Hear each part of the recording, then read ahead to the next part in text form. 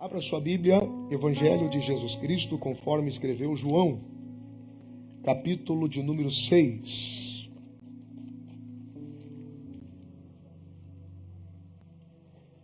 Evangelho de Jesus Cristo, conforme escreveu João, capítulo de número 6. E mantenha aberto aí, ok? Levante o rosto, mantenha a Bíblia aberta. Jesus, quando ele surge como pregador nos seus dias, ele provocou uma revolução na mente, na vida, no coração do seu povo. E ele os confrontava, não só pregando, mas vivendo, ensinando e se tornando a manifestação e o cumprimento visível da profecia a respeito dele. Aqui no capítulo de número 6 de João, Jesus intentou congregá-los para a primeira grande ceia do Senhor. Foi aqui. O programa do cenáculo mobiliado foi depois da visitação de Moisés e Elias. E então ele congrega os seus, ele congrega a igreja, ele congrega os seus discípulos. Mas aqui, nesse momento, ele desejava congregar a todos e compartilhar de todo o segredo da vida que vem de Deus. E aí ele os choca, ele os confronta com uma declaração que vai além da compreensão deles. Eles já estavam suportando até muito. De repente Jesus diz assim, versículo 53. Na verdade vos digo, que se não comerdes a carne do Filho do Homem, e não beberdes o seu sangue, não tereis vida em vós mesmos. Quem come a minha carne e bebe o meu sangue, tem a vida eterna, e eu o ressuscitarei no último dia. Porque a minha carne verdadeiramente é comida, e o meu sangue verdadeiramente é bebida. Quem come a minha carne e bebe o meu sangue, permanece em mim, e eu nele. Assim como o Pai que vive me enviou, e eu vivo pelo Pai, assim quem de mim se alimenta, também viverá por mim. Este é o pão que desceu do céu, não como de vossos pais, que comeram o maná e morreram. Quem comer deste pão, viverá para sempre. Ele disse estas palavras na sinagoga, ensinando em Cafarnaum. E muitos dos seus discípulos, ouvindo, disseram, esse é um discurso duro demais. Quem pode ouvir? Sabendo, pois, Jesus em si mesmo que os seus discípulos murmuravam disto, disse-lhes, vocês estão escandalizados? Então não vou nem poder levar o nível aqui. Bom, vou arriscar. Vocês sabiam que vocês verão o Filho do Homem um dia voltando do lugar de onde veio? Você sabe que isso aqui é um mistério, né? Quanto mais próximo do fim, mais distante, mais dispostos a abandoná-lo, as pessoas vão se tornando. Vão deixando a igreja, deixando a congregação, dizendo que o discurso é pesado, que quanto mais próximo. Veja que ele fala de níveis apocalípticos, de níveis finais. Posso falar que eu estou voltando, que ele vai voltar para lá? Versículo 63. O Espírito é que vivifica, a carne para nada aproveita. As palavras que eu vos digo são Espírito e vida.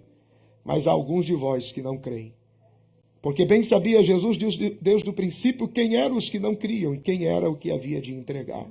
Por isso eu vos disse que ninguém pode vir a mim, se por meu Pai não lhe for concedido.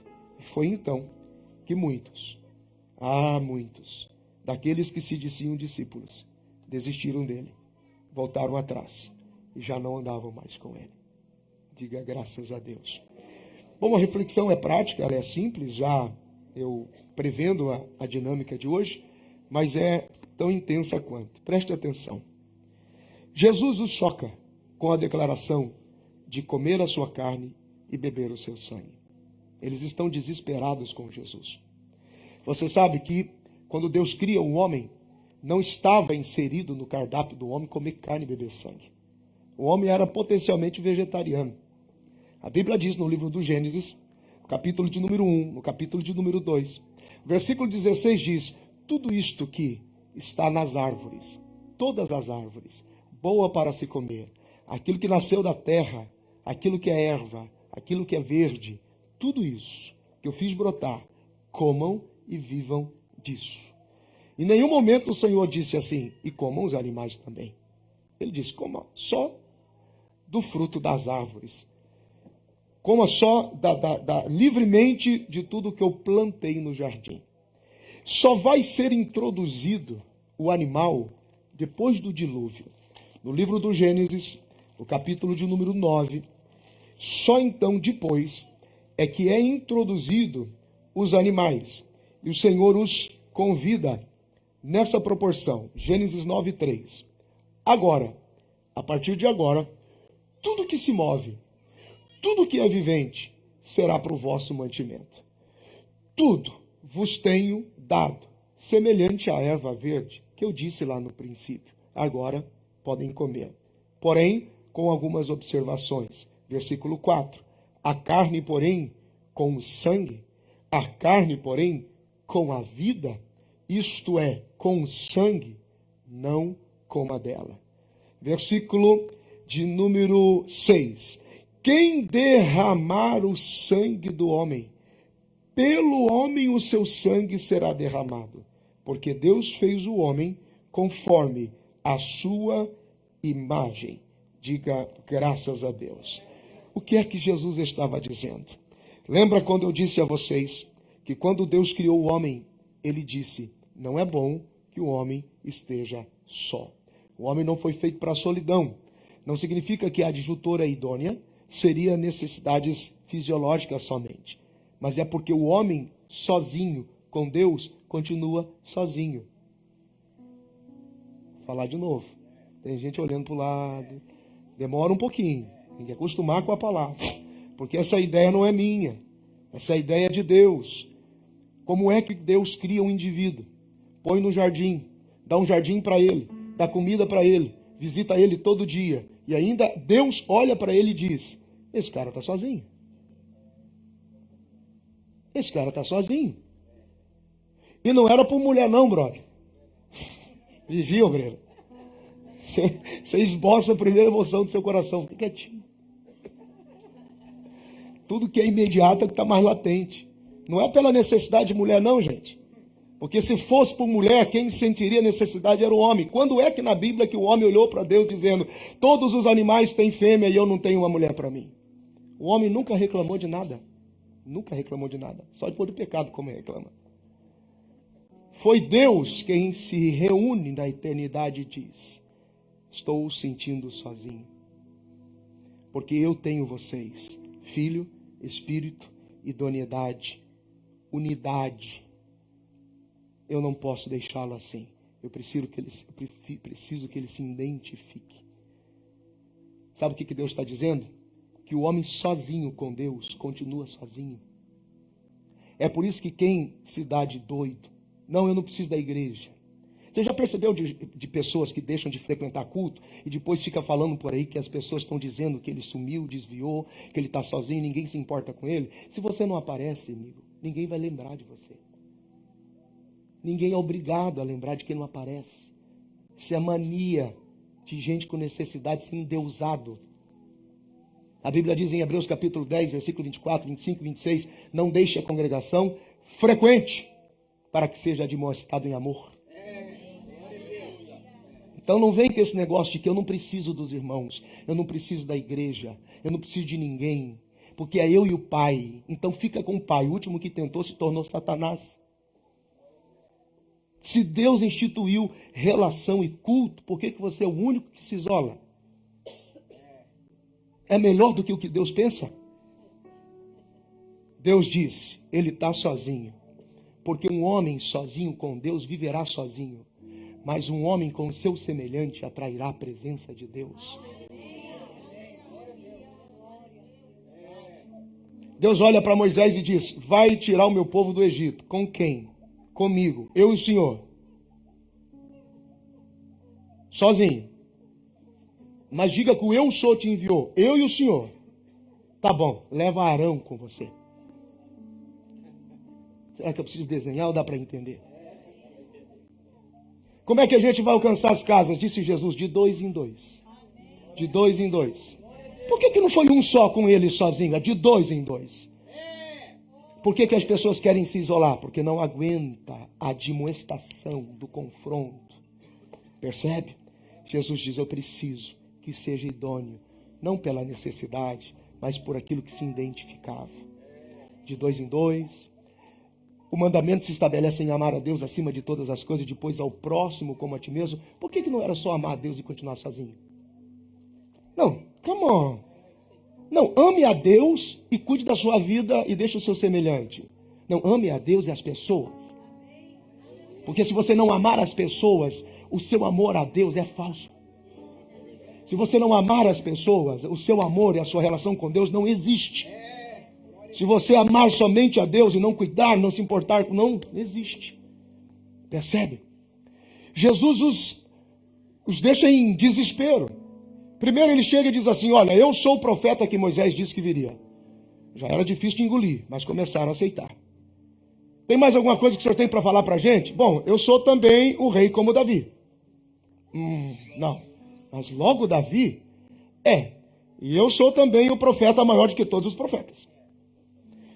Daqui a pouco o senhor vai dizer que é Deus. Então, também.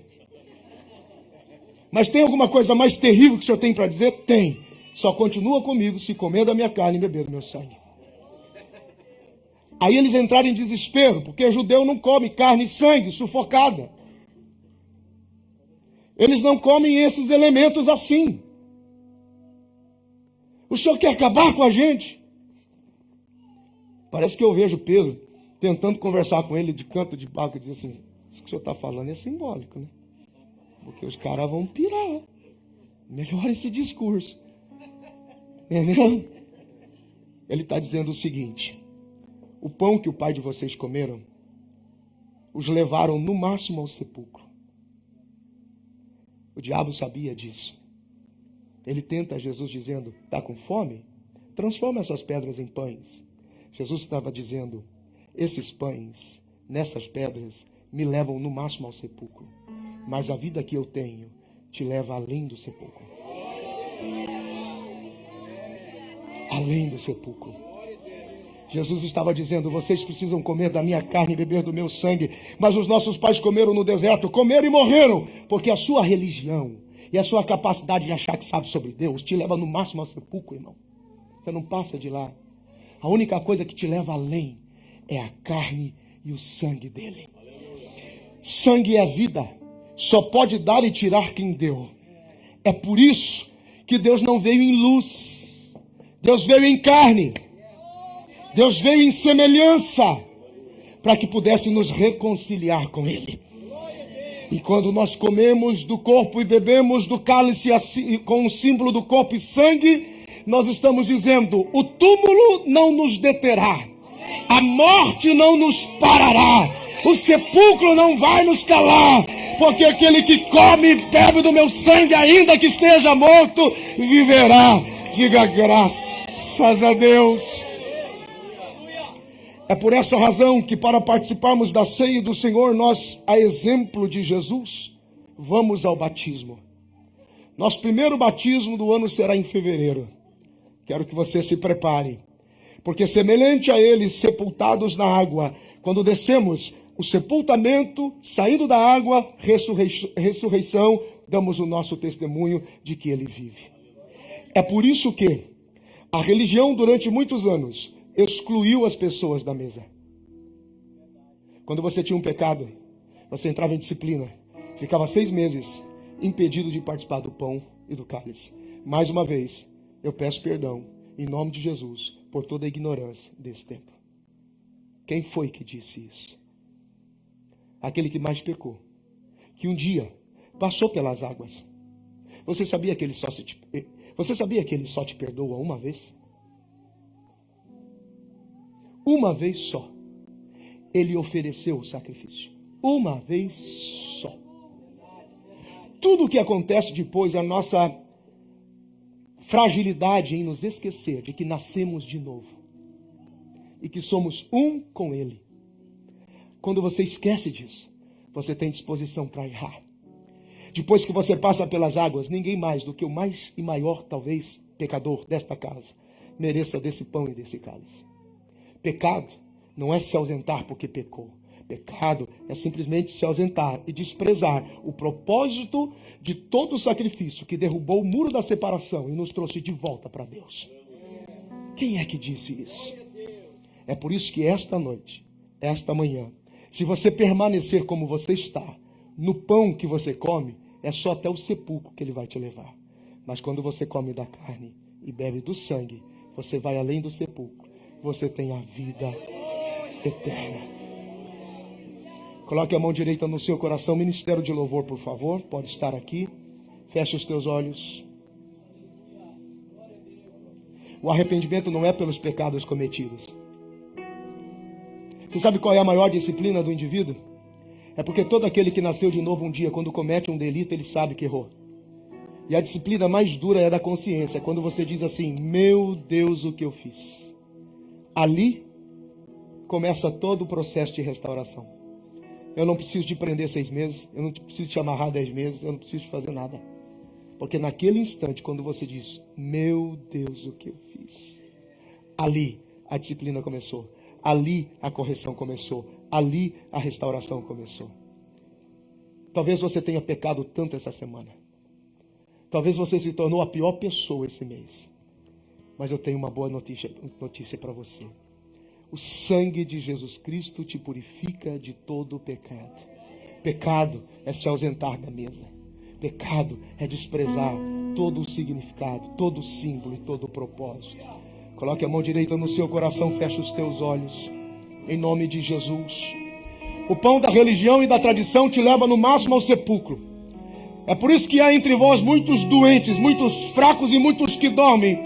Porque comer o pão da religião, o pão da aparência.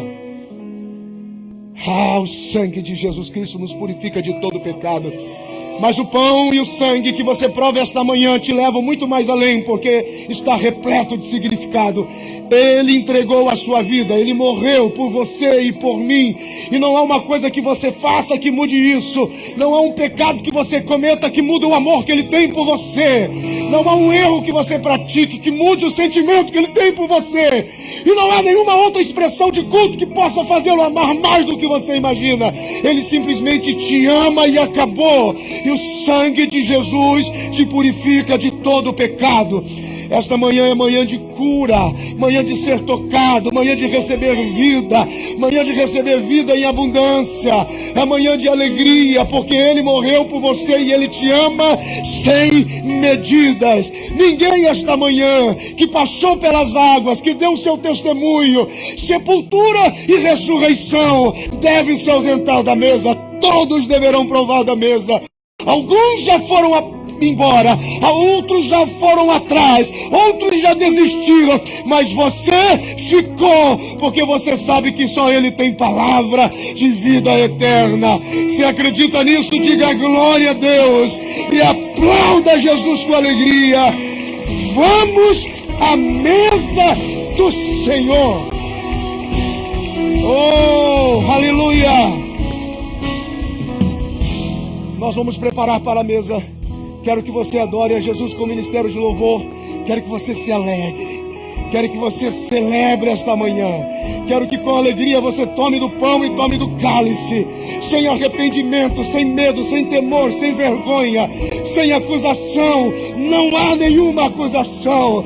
Pastor, o que houve comigo no meu erro foi um lapso de memória. Você esqueceu quem era. Eu vou te ajudar a te lembrar. Você é nova criatura. Você é nova criatura. E o sangue de Jesus te purifica de todo pecado. Você acredita nisso? Diga glória a Deus.